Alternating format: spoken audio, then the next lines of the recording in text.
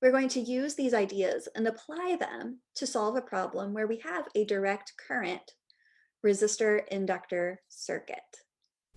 With this problem, our goal is to evaluate this direct current inductor resistor circuit. And in this circuit, we have a 0.15 ohm resistor. So my zigzag is the resistor. And here my kind of curly Q hump here is my inductor. And we have a 30 millihenry inductor. We have a bunch of different parts to this problem to evaluate this circuit in a couple of different ways. So we've got a switch here, and at time t is equal to 0, I am going to close the switch. So t is equal to 0, I'm going to close the switch. And as soon as I close the switch at time t is equal to 0, current is going to flow through my circuit. So we are going to first find the time constant of the circuit, the characteristic time constant of the circuit.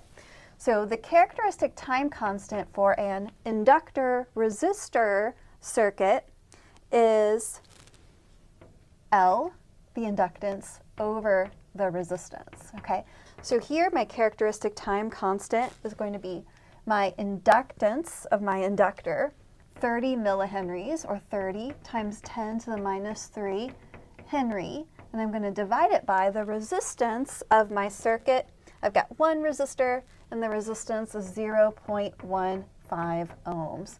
So the characteristic time constant of this circuit is just 0.2 seconds. So now with this characteristic time constant, we'll apply it to other parts of our problem.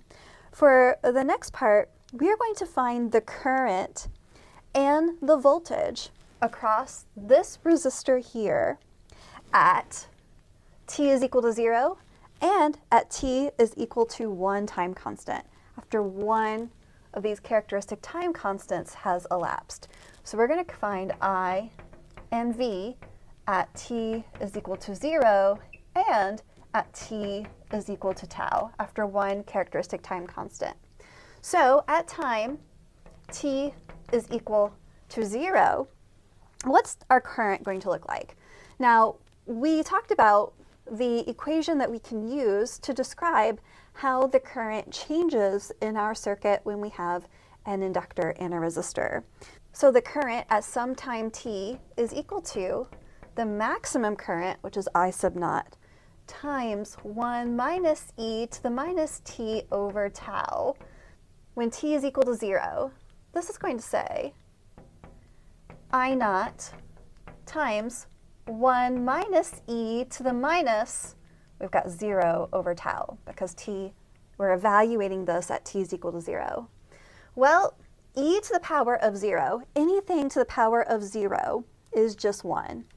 X to the power of 0 is 1. 2 to the power of 0 is 1. So e to the power of 0 is 1. So this is equal to I naught times 1 minus 1.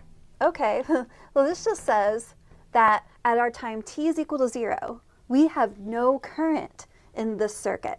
We flip the switch, the current is 0, then the current is going to grow as we encounter more and more and more characteristic timescales as more time has elapsed.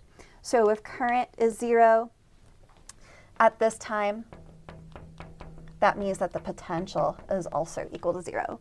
If V is equal to IR, then if I is 0, V is also 0. Okay, so now let's see what happens at t is equal to tau. Okay, so at that time, we're going to use this equation again. We can have I is equal to I naught times 1 minus e to the minus tau over tau. Okay, tau over tau, that's the same thing as 1. So this is equal to I naught times 1 minus e to the minus 1. E raised to the power of minus 1 is, let's say this is I naught times 1 minus e to the power of minus 1 is 0.368. Okay, 1 minus 0.368, that equals I naught times 0.632, okay? So at our characteristic time constant t is equal to tau, our current is going to equal 63% of the maximum current. We have to figure out now what is the maximum current in this circuit. To get this maximum current, we can just use Ohm's law. V is equal to IR. Okay, whenever you flip the switch, that inductor, which is a coil of wire, is going to have a self-induced EMF. Okay, so it will have some potential difference across it. But once the current stops changing, then there will no longer be a self-induced EMF. So once the current stops changing, then the only source of voltage in the system is going to come here from my battery. When we reach our full current, then the potential of our battery is going to equal the maximum current times the resistance of the resistor. So I max will equal our 12.6 volts of our battery divided by the resistance, which was 0.15 ohms. So I max, I should fully say this here, I max is equal to V over R, okay? And 12.6 volts divided by 0.15 ohms gives us a current of 84 amperes. So this is my maximum current that goes in here. So at the time t is equal to tau here, the current at that time will be our maximum current, I naught, which we found to be 84 amperes, times 0.632. So my current at t is equal to tau will be 53.1 amperes, okay? And then to find the voltage or the potential across the resistor at this time, we can use V is equal to IR. So V is equal to this current that we found at t is equal to tau, which is 53.1 amperes. And we multiply it by the resistance of our resistor, 0.15 ohms.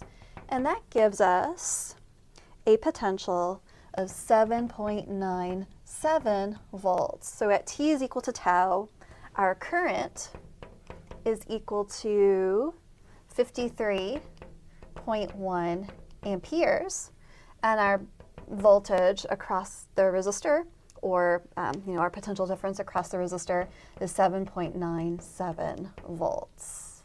Because we were running out of room, I erased all of our work here. I've got my answers for part A and B.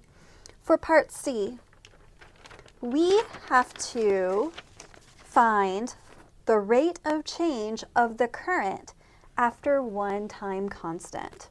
So we need to find delta I over delta t equals question mark at t is equal to tau. Okay, so remember that whenever we close the switch in a resistor inductor circuit, we are going to have a rate of change of current for a little while until we reach a few of these characteristic time constants tau. This rate of change of current induces an EMF across this inductor, okay? And so we have to think about what's going on in our whole circuit here whenever that current is changing. So in order to find this change in current over the change in time, I have to think about my whole circuit here, and we're actually going to write down an equation for Kirchhoff's loop rule, Kirchhoff's second rule, which says that the sum of all the potentials around a closed loop in my circuit must equal 0. So I've got my battery, my resistor, my inductor. I can draw one loop within the circuit. There's only one direction that the current could go. So I'm going to draw my loop starting from my battery and going all the way around and back. Okay? And so for Kirchhoff's loop rule, we know that the sum of all the potential sources around my loop must equal 0. All right, so we've got our battery here. We're moving through our battery. We're going to say that this is the direction of our conventional current from we've got the positive plates of my battery here, the negative plates of my battery here. As I move through this battery in the direction of current, the potential is positive, so we're going to call that V battery. Okay. And then we come around here and we encounter our resistor. So whenever we move through the resistor in the direction of current, we lose potential. And that potential that we lose was minus IR. Okay, then we come around here. And what do we do whenever we're going through this inductor? Okay, remember that this inductor has a self-induced EMF when there's a rate of change of current. This self-induced EMF looks like this, minus the inductance of our inductor times the rate of change of current. So we've got the change in current over the change in time, and that has to equal 0. So this looks, I mean, both of these expressions look kind of the same. So this was my potential drop across my resistor. We've got the current and the resistance. Okay, you can interpret the resistance as an opposition to the current. And here we've got, well, we've got a rate of change of current, and we have L, the inductance. And we can interpret this inductance as the opposition to the rate of change of current within the coil of wires for our inductor. So these, you can kind of think about them as being similar ideas here. They're kind of acting, the resistance here is acting to oppose the current, and my inductance here of my coil of wire is acting to oppose the rate of change of the current in our circuit, the rate of change of the current in our coil. And this here was our, that's our self-induced EMF for our inductor here. Now I'm going to rewrite this equation like this. I'm going to say V battery minus the potential across the resistor minus the potential or the self-induced EMF of the inductor equals 0. Okay?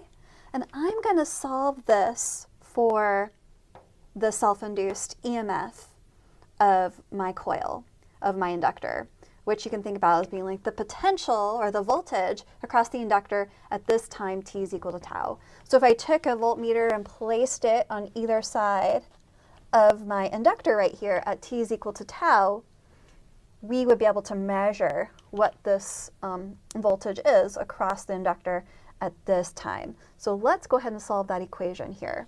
So then this equation says if I solve this for the potential across the inductor, that VL is equal to, add this to the other side, voltage from the battery minus the voltage across my resistor.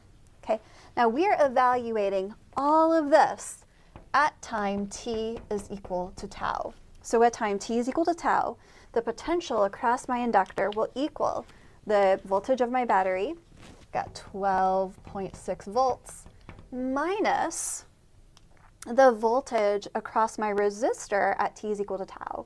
And we found that up here.